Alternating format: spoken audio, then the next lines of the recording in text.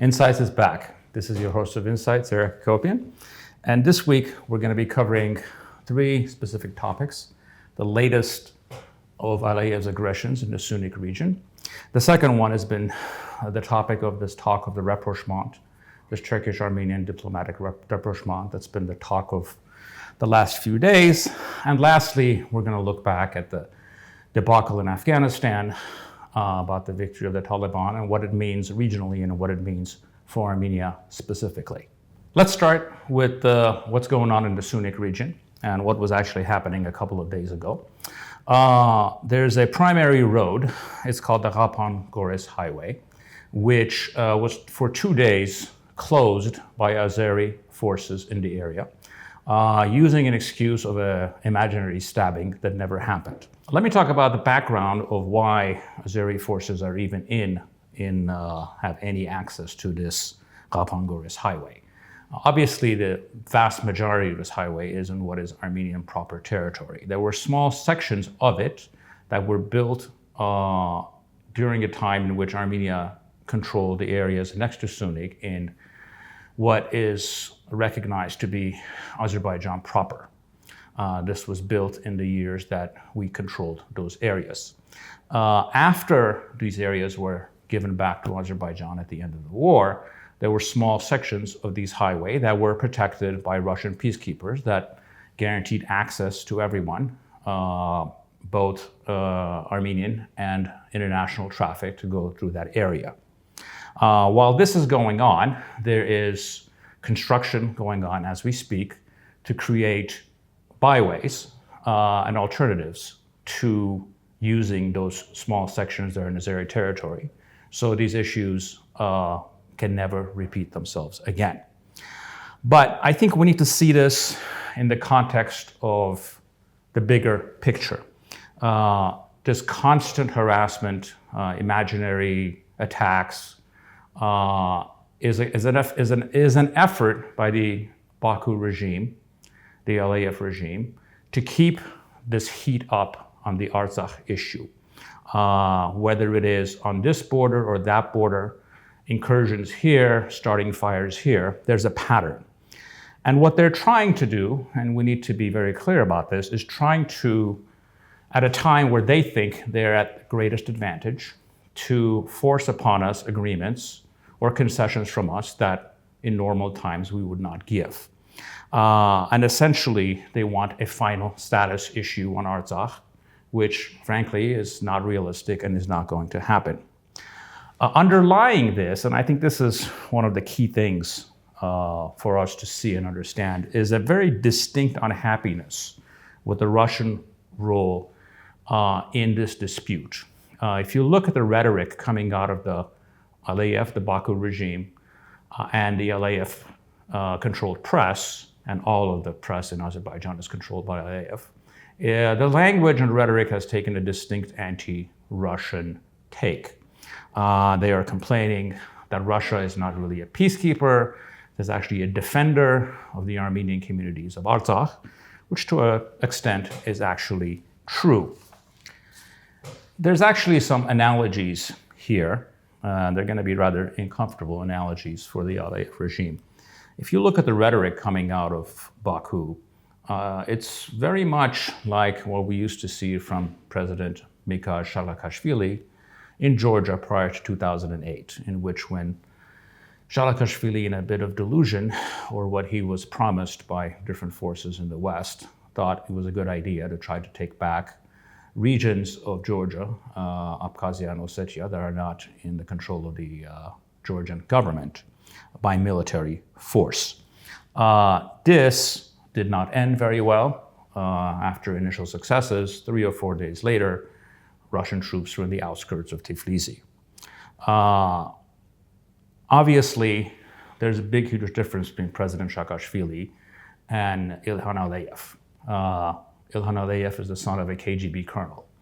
He knows the Russians really well, and he is not likely to make the miscalculations that Saakashvili made in 2008. However, given the nature of his regime, that no one can contradict him, and with this absurd euphoria of victory, from last year, people have a tendency to make miscalculations. The one thing that is consistent is that in the post-Soviet areas, outside of the Baltic states, any direct confrontations with the Russian state since 1991 have usually ended in disaster for the party who started it. As far as dealing with the Sunni issue, let's see what our tasks are. I think in the short run, it's very simple. Immediately and as quickly as possible, create these byways so we don't have to have any part of this very important highway that goes through Azeri territory, because we cannot allow any situation where any agents of that regime have any say about Armenians traveling around in their own country. That is simply unacceptable, and we need to speed that up. At the same time, we know of the significant amounts of money that the EU is going to invest in Armenia. A good chunk of it, infrastructure, is actually going to go into that region. So I'm hoping that can help expedite and secure these highways in far more meaningful ways. In the long run, however, all of this goes back to the one thing that we've always talked about: reforming our military, strengthening it, building our own military-industrial complex. Because with the type of regime that you're dealing with in Baku, they only understand one thing, and that is the language of force. And as we strengthen ourselves, they need to make the calculation that any changes in the status quo or any aggressions will have very bad consequences for them. Let's talk about the second subject of the week. There's been talk of what is, for lack of a better phrase, can be called a political rapprochement or a diplomatic rapprochement between Armenia and Turkey. There's been language from both Prime Minister Pashinyan saying that there's been signals coming from Turkey, and at the same time, there's a lot of stories in the Turkish press about how Erdogan has given them, the diplomatic corps there, the nod to establish these conversations into normalizing relations between these two states. We need to step back and look at the facts. The first one is that every Armenian government since 1991 has been open to setting up diplomatic relations with Turkey. This is the post-independent governments, the pre-revolutionary governments, and the post-revolutionary governments. Armenia has had no issues on this. The reluctance has always come from the other side, using different excuses, and the same issue extends to the border, as far as opening up the border. I think overall, we need to be very skeptical of this. I'm very skeptical of it personally, for many different reasons. As desirable as, frankly, these relations would be, and they're desirable in the sense that it doesn't matter what you think of the country. If you have a neighboring country that is a significant player in the region, you want to be talking to them directly and not through third parties. It's conversations and clarity are always better than lack of conversations and lack of clarity. It has nothing to do about liking the other side or disliking them. Those are just the facts of the game. I'm skeptical about this ever coming to fruition for multiple reasons, most of them have very little to do with Armenia. The first one is there's going to be significant Azeri opposition to this. And until the Azerbaijan thinks that they can impose their will or get the worst, the best possible deal for themselves and the worst possible deal for us, any kind of a Turkish rapprochement with Armenia actually weakens that case. So there's going to be tremendous Azeri pressure for them not to do so. Second of all, I think it's important to understand the relationships between the Aliyev regime and the Erdogan regime. Both of these are, corrupt regimes to the core. And there's actually personal business relationships between these two sides that, given the fact that in both countries, the leaders are the regime and they're actually the policies of the country are based on what's in the interest of the leader rather than what's in the interest of the country. I don't see that happening because of the Azeri pressure. Furthermore, there are partner parties which, more specifically the MHP, which is an openly fascist party, which is in a part of the Turkish ruling coalition, that is vehemently racist and anti-Armenian. And I cannot see at a time where Erdogan needs them in the next elections in 2023, that he'd be willing to endanger his political prospects or alliances based on something that is going to appeal to or please very few people internationally. Thirdly, if you look at Erdogan, there's always this pattern of this passive-aggressive approach to almost all countries in the region. And this is not just Armenia. It's been like that with Russia, with Israel, with Greece, where they push and pull. He becomes as aggressive as he can get away with. And when he thinks he's got a bad hand, he starts going the other way to buy himself some time. So when it comes to Erdogan, his words are meaningless. Only his actions matter. And I do not see anything changing on the primary relationship between these two countries until the fall of the Erdogan regime. Let's move on to the big story that's been dominating international press for the past 10 days, which is Afghanistan, or specifically the fall of the Afghan regime and the victory of the Taliban. Some might ask what this has to do with Armenia. Actually, it has a lot to do with Armenia, both as an example of things to come and their specific, Afghanistan is not geographically that far from us. What we saw, and as the world saw, which was quite an amazing thing, was a Taliban army, if you can call it that, without tanks, artillery, and air force, or air defense systems, in a matter of days, overran an army that NATO and the United States had spent $130 billion building up with all kinds of advanced weapons.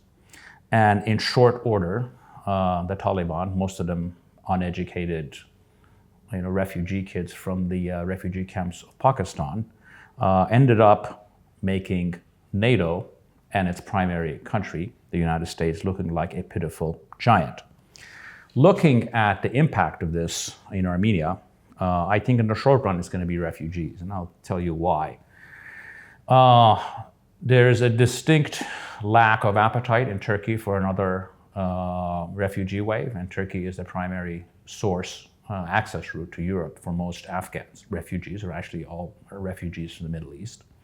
And Turkey has gone to the extent of building long Trump-type walls on the Iranian-Turkish border to prevent a wave of refugees coming in from Afghanistan to Turkey.